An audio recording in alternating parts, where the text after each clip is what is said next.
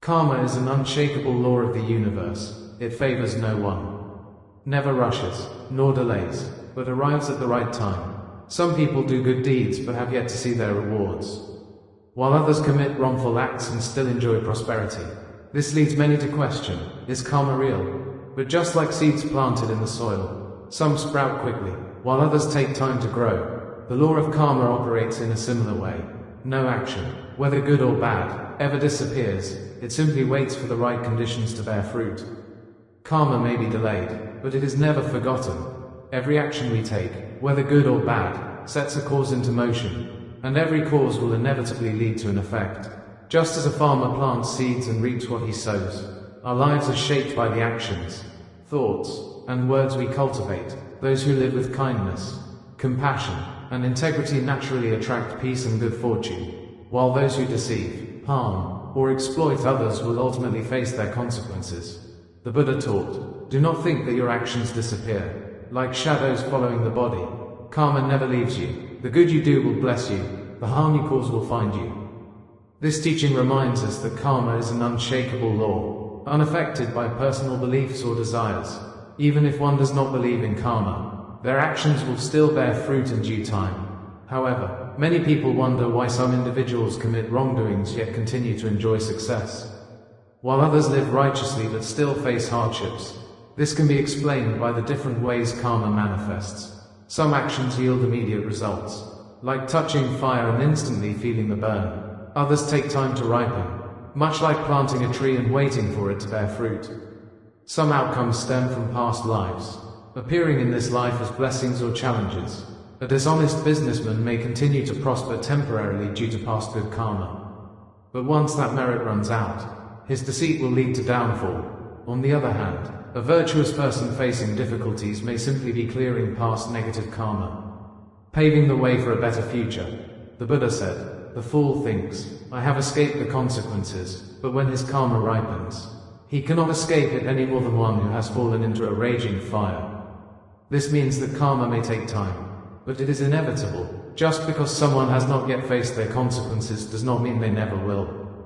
There was once a wealthy landlord who exploited poor farmers, seizing their lands and forcing them into debt. Despite his cruelty, he lived in luxury for many years, leading many to believe he had escaped karma. However, as he aged, his own children turned against him, fighting over his wealth and abandoning him. He spent his final days in suffering, realizing too late that the pain he had inflicted on others had returned to him.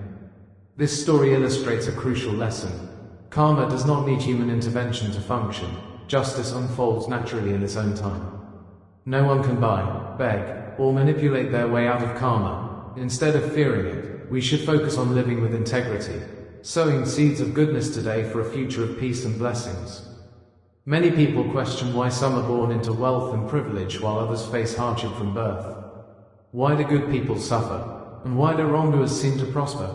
The answer lies in karma's long and complex cycle, which extends beyond a single lifetime. Just like a ledger that records all debts and credits, karma follows us through multiple existences, ensuring that every action is accounted for. Karma operates like a river, continuously flowing from one life to the next.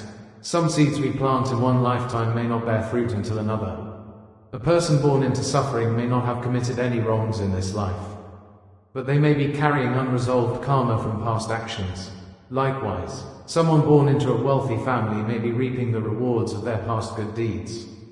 The Buddha taught, just as the wheel follows the foot of the ox, karma follows the being who created it, never losing track, never ceasing its course. This means that no one escapes the consequences of their actions. The wealth or suffering we experience today is not random. It is a continuation of the choices we have made in this life and before. Understanding this prevents us from falling into despair or envy, helping us cultivate patience and acceptance. It is easy to look at life and feel that karma is unfair. We see kind people enduring great suffering, while corrupt individuals seem to thrive. But karma is not an instant system of punishment or reward. It operates according to its own timing, much like seeds growing at different rates. Imagine planting a mango seed and a bamboo seed at the same time. The mango tree may take years to bear fruit, while the bamboo shoots up quickly. In the same way, some karma ripens immediately, while other karma takes lifetimes to manifest. A person who does good today may not see an immediate result, but that goodness is never lost.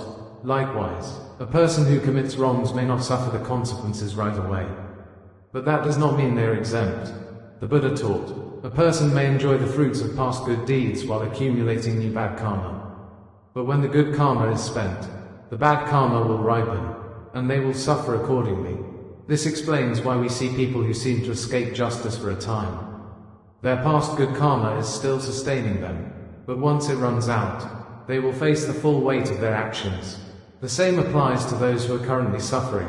It does not mean they are doomed. By living righteously now, they can transform their future karma. If past karma influences the present, does that mean we are powerless to change our destiny? Absolutely not. While we must experience the effects of past actions, we also have the power to create new karma, shaping our future experiences.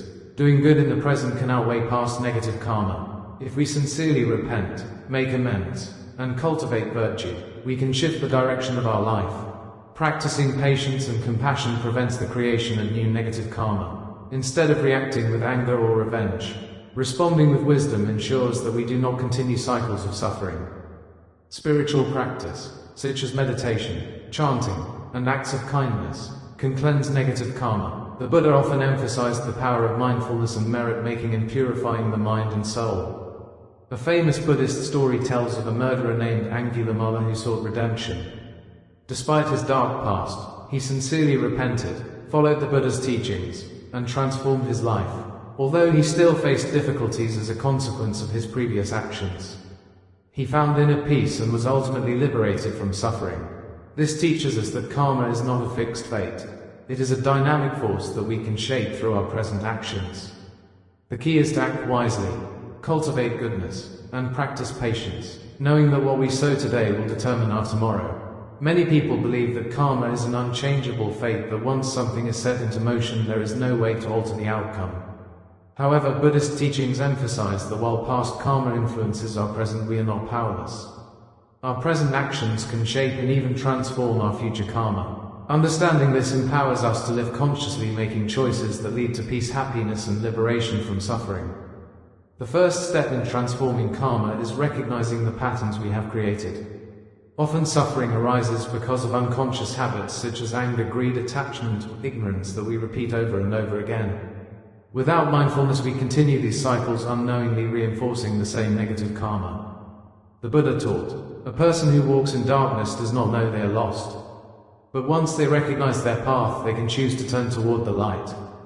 This means that once we develop awareness through meditation, self-reflection, and ethical living, we can make conscious choices instead of being driven by old karmic tendencies. Mindfulness allows us to pause before reacting, to choose kindness over anger, patience over frustration, and wisdom over impulsiveness. Just as past negative actions can lead to suffering, present positive actions can generate good karma, helping to lighten or even neutralize past burdens. Acts of generosity, compassion, and sincerity create a ripple effect, influencing not only our own future but also touching the lives of others. The Buddha gave an analogy. If you drop a handful of salt into a small cup of water, the water becomes undrinkable. But if you drop it into a vast river, the salt dissolves and the water remains pure. In the same way, a person who has done wrong can purify their past karma by filling their life with goodness. The more merit we cultivate, the less impact past misdeeds have on our present and future. Ways to generate positive karma include practicing kindness and generosity, helping others without expecting anything in return, chanting and meditating, purifying the mind and dissolving attachments, letting go of resentment, releasing grudges, and choosing forgiveness. Even if one cannot erase past actions, they can ensure that moving forward their life is filled with more light than darkness. While creating good karma leads to a better life, true liberation comes from understanding the nature of karma itself. The ultimate goal is not just to accumulate good karma, but to rise above the cycle of cause and effect altogether by attaining wisdom and enlightenment.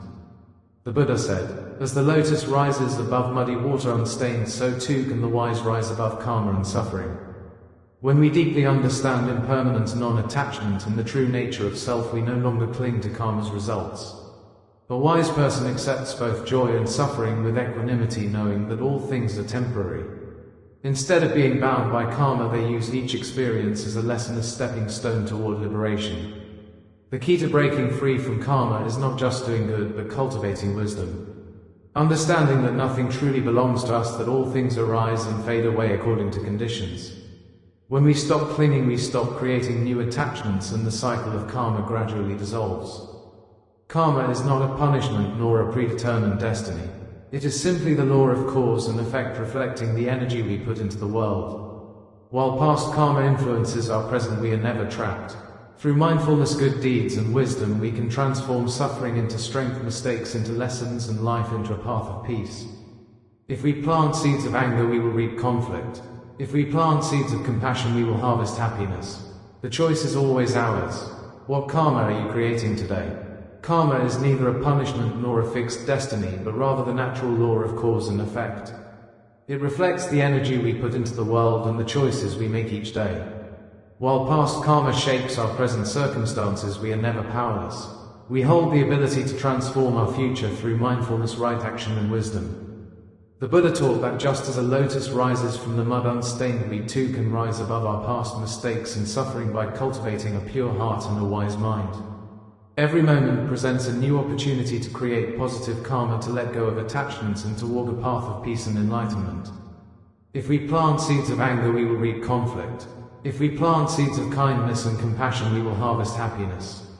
The choice is always in our hands. By embracing responsibility for our actions, by understanding the impermanence of all things, and by living with virtue, we free ourselves from the endless cycle of suffering. True liberation is not found in escaping karma, but in mastering it. It is in living mindfully, sowing goodness, and accepting life's ebb and flow with wisdom. What karma are you creating today?